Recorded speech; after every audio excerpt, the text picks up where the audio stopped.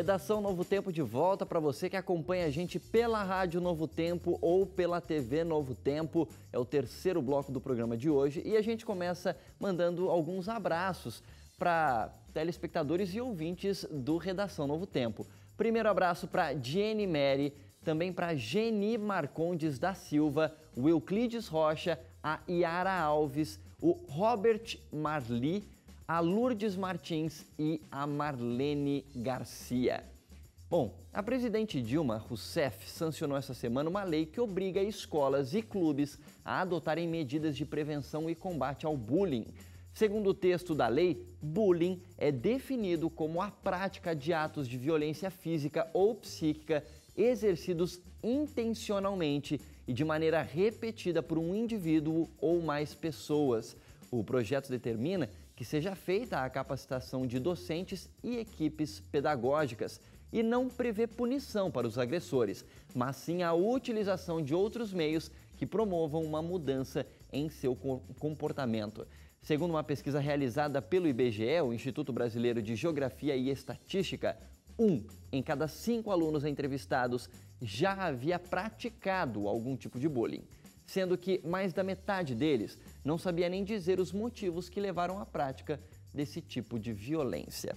A minha pergunta para vocês é, vocês acham que esse projeto que busca, de alguma maneira, reforçar ainda mais o discurso anti-bullying nas escolas e tudo mais, e mesmo os agressores, pelo menos identificá-los, não vai puni-los, mas vai identificá-los para tentar fazer algo para que eles deixem de fazer isso, vai ser uma medida eficaz? Vai ser alguma coisa que vai ajudar a combater o bullying de maneira objetiva? Só identificar eu não sei.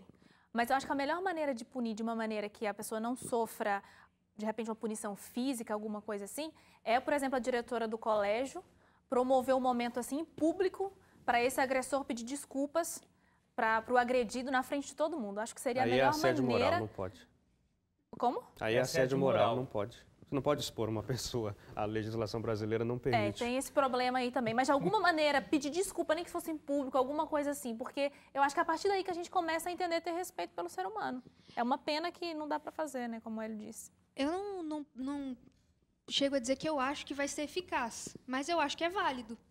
Eu acho que o conceito da lei aí é capacitar os docentes, capacitar professores, que hoje é o grupo que talvez precise ser capacitado para isso, para que possa dar um auxílio tanto para as crianças, para identificar isso, quanto para os pais. É difícil dizer que nós vamos autorizar agora que o professor puna um aluno dentro de uma classe. Eu não tenho filhos, mas se eu tivesse, eu não necessariamente confiaria que qualquer professor seja responsável por decidir se meu filho deve ser punido ou não. Então, tem que ter uma confiança muito grande para você chegar num ponto de aceitar uma coisa dessas. Mas eu acho que a comunicação e a informação para que isso se torne algo conhecido, porque muitas vezes não é conhecido, acredito que entre os jovens isso acaba sendo um termo comum hoje, mas para os mais velhos, para os pais de crianças aí ou para adolescentes, talvez seja um termo que eles até desconhecem, é uma prática que eles desconhecem. Tenho certeza que eles conhecem isso na prática, eles sabem como a coisa acontece, que eles já sofreram ou já fizeram. Mas eles não conhecem como lidar com isso. Então, eu acho que a informação, a iniciativa de capacitar um grupo para lidar com isso vai sempre ser válida. Eu acho que essa história de bullying, ela ficou até banalizada, porque a gente usa a palavra bullying até para brincar sobre alguém que está falando da gente. Ah, cuidado, tá fazendo bullying, hein, tal. Então, todo mundo sabe hoje o significado dessa palavra. Agora, de fato, as consequências de um bullying real, elas são muito profundas. A gente estava falando de uma criança que é abusada no bloco anterior e como essas consequências vão se perpetuar, vão ficar com elas para o resto da vida. A mesma coisa acontece com o bullying. Ele também tem consequências que vão ser levadas para o resto da vida. E a gente tem, antigamente, esse bullying acontecia muito fortemente na escola e aí os pais nem ficavam sabendo, porque a criança tinha vergonha, ela ia se recolhendo cada vez mais ali dentro da sala de aula, dentro da escola, chegava em casa com a família, era tudo normal. Hoje, a gente tem o cyberbullying, né? Então, o bullying sai da sala de aula, do grupo restrito, e vai para quem quiser saber. Então, onde a pessoa está, ela sofre o bullying. e vai agregando mais pessoas ainda que, através das redes sociais, ficam sabendo do motivo com que ela é piada. Então isso faz com que a pessoa se feche dentro dela mesma, né? Aí tem uma questão, eu tenho uma opinião a respeito desse assunto que é pouco ortodoxa, não vou nem falar. Você acha que bullying não existe? Não, não é que não existe, mas eu acho que é o que você falou, o bullying está tão banalizado, a pesquisa diz aí que, como é que é, 1 em cada 5 pessoas diz que já praticou bullying. Por quê? Porque tudo é bullying. O que a gente chamava antes... Como a Samira está rindo aqui, porque ela está lembrando, porque na nossa época de escola, eu era chamado, sei lá, brincavam comigo que era o cabeça de microfone, porque por causa do meu cabelo lembrava o microfone, a espuminha do microfone. E para mim aquilo era uma brincadeira, para os colegas que faziam essa brincadeira comigo, era uma brincadeira. Hoje, isso tem o nome de bullying e deve ser punido, deve ser repreendido, deve ser, extirpado de um ambiente de amizade. Não estou dizendo que você deve fazer brincadeiras com as pessoas, menosprezá-las e tal, mas é que essa questão do bullying, ela está tão banalizada, e a gente ouve isso o tempo inteiro, que é bullying, Você falou, você está fazendo bullying comigo. É bullying sim, se alguém faz alguma brincadeira com você de forma repetitiva, isso é bullying. É o que a própria lei está dizendo aí, que foi sancionada agora. Então, parte da minha opinião, que eu não vou revelar toda aqui, porque... Por que, Hélio? Porque senão eu vou sofrer bullying depois. Porque é pouco ortodoxo. Eu vou sofrer bullying depois aí na internet.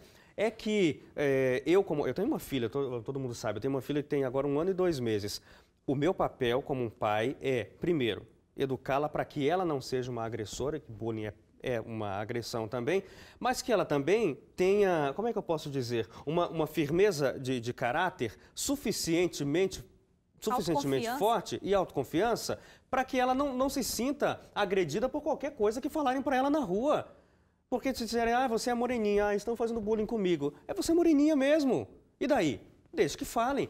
A minha opinião, parte dela é essa, de que eu como pai tenho a responsabilidade de ensiná-la a não ser agressiva com os outros, mas também a ter força suficiente para dizer assim, olha, brinque, o problema é seu. Entendeu? Eu concordo em gênero, número e grau com você. Tanto é que eu comecei falando isso, de que tá banalizado. A mesma coisa que o déficit de atenção também está banalizado. Hoje, toda criança que é um pouquinho mais ativa, ela tem déficit de atenção, hiperatividade, e aí tem que ser tratado. Vai pelo mesmo caminho. Agora, eu acho que isso não reduz o problema que um bullying real, realmente pode causar na vida de uma pessoa. Desculpa, sim, mas é o que eu estava dizendo. Mas é que tudo é bullying. Então, o que é o bullying real? Se tudo é bullying. Se alguém fizer brincadeira com a minha filha na escola, dizendo que o cabelinho dela é enroladinho, isso é bullying. Se alguém ficar falando que ela é moreninha, é bullying. Tudo é bullying. Então, o que é um bullying real? O que é um bullying não real? Porque se fez uma brincadeira constante, feita por uma pessoa, por um grupo de pessoas, contra alguém, é bullying. Então, não existe essa de um bullying real, um bullying não real. Agora, não sei dizer para você o que é bullying real, Tem que analisar, porque tem gente que realmente tortura dia após dia, noite após noite, e aí a pessoa não tem o que fazer. Se alguém deu uma faladinha... com requinte de crueldade também a brincadeira, né? Entendeu? Maltrata a autoestima daquela pessoa. Agora, assim, sabe o que eu fico pensando? Esse pai desse agressor, ele conhece o filho dele? Ele sabe? Ele tem esse reconhecimento? Porque mãe e pai... eu acho que toda mãe e todo pai acha que seu filho é o mais sensacional do mundo. Então, eu acho que parte daí, desse pai identificar, de estar de olho nesse filho. Só que o mais triste em pensar é que talvez esse pai também seja uma pessoa que sempre tira onda com todo mundo. Essa criança vê isso, faz isso na escola e acha que é normal. Meu pai é diretor de escola, de Tem muita história educação pra contar. Infantil até ensino médio. É a escola que ele trabalha. E a gente se encontra, às vezes, no final de semana, ele sempre tem alguma história de alguma coisa que aconteceu. E uma coisa que é muito comum é que quando se chama os pais de uma criança que tá dando problema, principalmente essa questão de problema de comportamento, quando chama o pai, quando você vai ter que lidar com aquele pai, o pai também tem um problema de comportamento. É igualzinho o filho. Exatamente. Chama e na mesma hora você descobre, ok, você já sabe de onde vem esse comportamento, é um comportamento aprendido. O que a gente vê aí, tinha uma propaganda que passava, que tinha o pai andando e a criancinha atrás fazendo exatamente a mesma coisa. É bem impactante, assim, antiga até. E é uma realidade. Eu acredito que esse problema ele precisa ser lidado em casa. É uma questão de educação que você recebe em casa. E tem que ser. E a educação, a gente começa a pensar assim: não, eu vou ter que explicar para meu filho tudo que ele pode, tudo que ele não pode fazer. É impossível você fazer isso. Não tem como você explicar. E essa é a lista de tudo que é certo, essa é a lista de tudo que é errado. Mas é obrigação do exemplo. É obrigação do exemplo, é obrigação trabalhar com princípios. Exatamente. Se você não trabalha com princípio, você nunca vai conseguir ensinar seu filho tudo o que ele precisa saber. Você precisa ensinar para ele o básico, para ele ter condição de lidar com o que vai aparecer na vida dele. Eu acho que o maior problema é esse. A criança não tem educação em casa e o professor não tem liberdade para educar na sala de aula. Correu aí no Facebook um vídeo de um menininho pequeno destruindo, não sei se era uma biblioteca, uma sala da coordenadora, não sei, quebrando tudo, jogando, Chutando o pessoal as filmando, sim, e jogando a coisa para cima da professora, e o professor ele não pode fazer nada, ele tem que ficar lá paradinho. E para completar ainda, eu vi que os professores dessa escola, a diretora foi afastada, porque colocaram um vídeo na internet. Tá certo, não questiono os méritos disso. Mas não é o papel da escola. A gente olha e fala assim, não, poxa, tem que dar liberdade pro professor. Não é isso, a gente tem que ter pais decentes que ensinem isso em casa. Porque o professor não é o trabalho dele, não é esse mesmo não, o trabalho dele é outro. Tá certo. Gente, eu vi uma... Bom, Acabou? Acabou o bloco, Suzane. Não acredito. Mas a gente vai ficando por aqui com esse assunto. Fala aqui fora do ar pra gente. Mas se vai você dar quiser, tempo. eu te dou 10 segundos, 15 para falar. É rápido? Não, eu vi a cena de um filme, chama Não. 42, se quem não viu pode assistir, é um filme fantástico que fala sobre um jogador numa época de racismo, estava lá no campo, o pai começou a xingar, o menino viu, ele entendeu que era estranho, mas como o pai estava fazendo, ele começou também. Começou porque viu o pai fazendo. Então, assim, as crianças, é engano dos adultos achar que as crianças não observam. Eles observam tudo que a gente faz e reproduz, desde as coisas mais simples até as mais graves. Muito bem, a gente vai para um rápido intervalo e na volta, você já pensou em adotar um bandido? É isso mesmo, um bandido. Vai pensando nisso, porque esse é um assunto para depois do intervalo. Redação Novo Tempo, volta já.